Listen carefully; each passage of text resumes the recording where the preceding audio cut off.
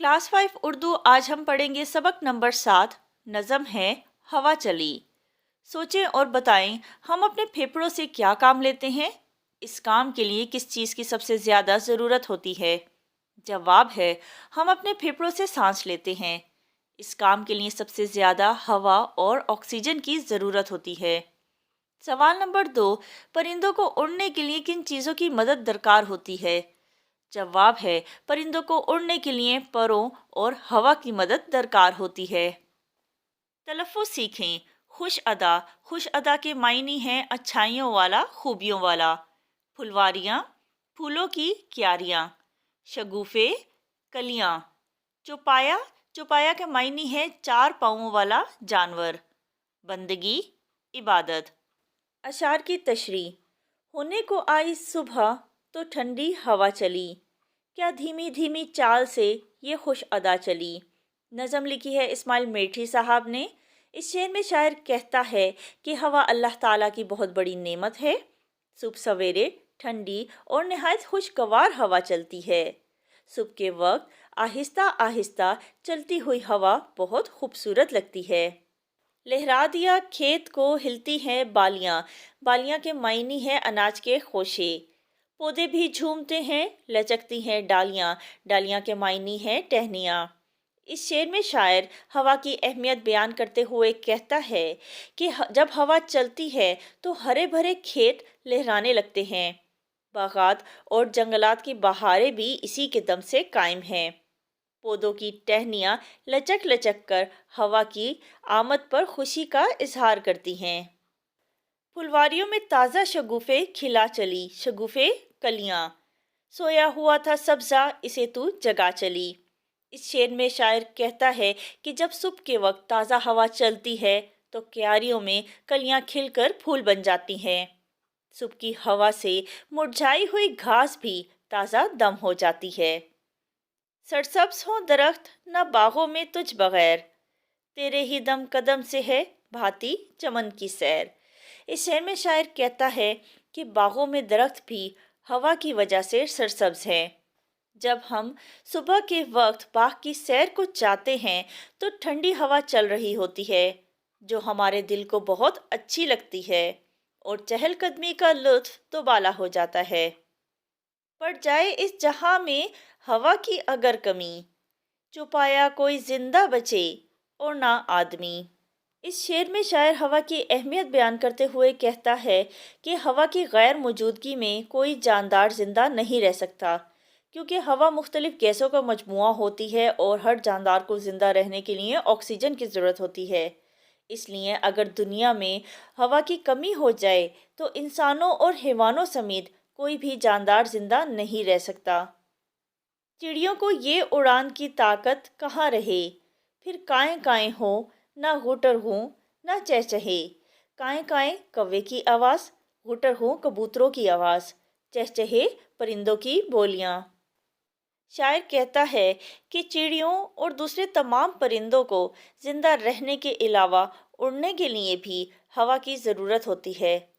अगर ये हवा ना होती तो हमें कौवे की काएं काएं, कबूतर की गुटर हो और दीगर परिंदों की खूबसूरत बोलियां कभी सुनाई ना देती। बंदों को चाहिए कि करें बंदगी अदा, इसकी कि जिसके हुक्म से चलती है ये सदा। शायर कहता है कि अल्लाह ताला की बहुत सारी नेमतों में से हवा एक अजीम नेमत है जिसकी गैर मौजूदगी में कोई जानदार जिंदा नहीं रह सकता। हमें सिर्फ अल्लाह की ही इबादत करनी चाहिए, उसका शुक्र अदा करना चाहिए कि जिसके हुक्म से ये हवा हर वक्त इस दुनिया में जारी और सारी है। मरकज़ी ख़याल। शायर कहता है कि हवा अल्लाह ताला की बहुत बड़ी नेमत है। हवा के बग़ैर ज़मीन पर कोई जानदार ज़िंदा नहीं रह सकता, क्योंकि ज़िंदा रहने के लिए हवा में मौजूद ऑक्सीजन की ज़रूरत होती है। हमें अल्लाह ताला की इस अजीम नेमत का हर वक्त शुक्र अदा करना चाहिए। ठहरें और बताएं, चौपाया किसे कहते हैं? जवाब है, चार टांगों वाले जानवर को चौपाया कहते हैं। सवाल नंबर 2, हवा किसके हुक्म से चलती है? जवाब है, हवा अल्लाह ताला के हुक्म से चलती है। दिए हुए अल्फाज के मायने समझें। धीमी धीमी, आहिस्ता आहिस्ता। डालियाँ, टहनियाँ। चौपाया, 4 پاؤں والا جانور، بندگی، عبادت، خوش ادا، اچھائیوں والا، خوبیوں والا، شگوفے، کلیاں، چہچہے، پرندوں کے بولنے کی آوازیں، پھلواریاں، پھولوں کی کیاریاں، لچکنا، بل کھانا، مڑنا، سبزہ، ہریالی۔ کالم الف کو کالم ب سے ملا کر مصرعے مکمل کریں۔ لہرا دیا ہے کھیت کو، ہلتی ہیں بالیاں، سرسبز ہوں درخت، نہ باغوں میں تجھ بغیر، بندوں کو چاہیے کہ کریں بندگی ادا، چڑیوں کو یہ اڑان کی طاقت کہاں رہے، تیرے ہی دم قدم سے ہے بھاتی چمن کی سیر۔ سوال نمبر 3، دیے ہوئے حروف کو جوڑ کر الفاظ بنائیں اور ان الفاظ سے متعلقہ مصرعے لکھیں۔ لچکتی، پودے بھی جھومتے ہیں، لچکتی ہیں ڈالیاں۔ شگوفے، پھلواریوں میں تازہ شگوفے کھلا چلی۔ سبزہ، سویا ہوا تھا سبزہ، اسے تو جگا چلی۔ چوپایا، چوپایا کوئی زندہ بچے اور نہ آدمی۔ دھیمی، کیا دھیمی دھیمی چال سے یہ خوش ادا چلی۔ سوالات کے جوابات۔ سوال نمبر 1، پرندے اپنی اڑان کیسے بھرتے ہیں؟ جواب ہے، پرندے اپنے پروں کی مدد سے ہوا کو پیچھے دھکیلتے ہیں اور اس طرح اپنی اڑان بھرتے ہیں۔ سوال نمبر 2، اس نظم کا مرکزی خیال تحریر کریں۔ جواب ہے، شاعر کہتا ہے کہ ہوا اللہ تعالیٰ کی بہت بڑی نعمت ہے۔ ہوا کے بغیر زمین پر کوئی جاندار زندہ نہیں رہ سکتا، کیونکہ زندہ رہنے کے لیے ہوا میں موجود آکسیجن کی ضرورت ہوتی ہے۔ ہمیں اللہ تعالیٰ کی اس عظیم نعمت کا ہر وقت شکر ادا کرنا چاہیے۔ سوال نمبر 3، نظم کے چوتھے شعر کو اپنی کاپی میں خوشخط لکھ کر اس کی نثر بنائیں۔ سرسبز ہو درخت، نہ باغوں میں تجھ بغیر، تیرے ہی دم قدم سے ہے بھاتی چمن کی سیر۔ نثر، تجھ بغیر باغوں میں درخت سرسبز نہ ہوں، تیرے ہی دم قدم سے چمن کی سیر بھاتی ہے۔ سوال نمبر 4، ہمیں کس کی بندگی کرنی چاہیے اور کیوں؟ جواب ہے، ہمیں اللہ تعالیٰ کی بندگی کرنی چاہیے، کیونکہ وہ ہمارا مالک ہے اور اس نے ہمیں بے شمار نعمتیں عطا کی ہیں۔ سوال نمبر 5، اپنے ارد گرد کا جائزہ لیں اور ایسی 4 نعمتوں کے بارے میں لکھیں جن کے بغیر زندہ رہنا ناممکن ہے۔ جواب ہے، ہوا، پانی، سورج اور خوراک ایسی نعمتیں ہیں جن کے بغیر زندہ رہنا ناممکن ہے۔ نظم میں موجود قدرتی منظر کو اپنے الفاظ میں بیان کریں۔ جواب ہے، صبح کا سہانا منظر ہے، ٹھنڈی اور خوشگوار ہوا چل رہی ہے، سرسبز و شاداب کھیت لہلہا رہے ہیں، باغوں میں پودے اس ہوا میں خوشی سے جھوم رہے ہیں، پھولوں کی کیاریوں میں ہر طرف تازہ پھول کھلے ہوئے ہیں اور تر و تازہ سبزہ بڑا سہانا منظر پیش کر رہا ہے۔ سوال نمبر 6، مثال کے مطابق دیے ہوئے الفاظ کے گروہی الفاظ لکھیں۔ کسی لفظ کو سننے کے بعد اس سے متعلق ذہن میں اور الفاظ آئیں تو وہ الفاظ گروہی الفاظ کہلاتے ہیں۔ مثال کے طور پر، برسات کا لفظ سنتے ہی ہمارے ذہن میں گھٹا، بادل، گرج، بارش اور پکوان جیسے الفاظ آتے ہیں۔ اسی طرح چمن کا لفظ سنتے ہی ہمارے ذہن میں درخت، پودے، پھول، پرندے اور تتلیاں آتی ہیں۔ تہوار، عیدین یعنی عید الاضحیٰ اور عید الفطر، یوم آزادی، یوم دفاع، یوم پاکستان۔ کھیل، کرکٹ، کھلاڑی، فٹ بال، ہاکی، کبڈی۔ بازار، رونق، دکانیں، شور، رش، سجاوٹ۔ فلک، سورج، چاند، ستارے، بادل۔ قواعد سیکھیں۔ آج ہم قواعد میں سیکھیں گے سابقے اور لاحقے۔ سابقے کیا ہیں؟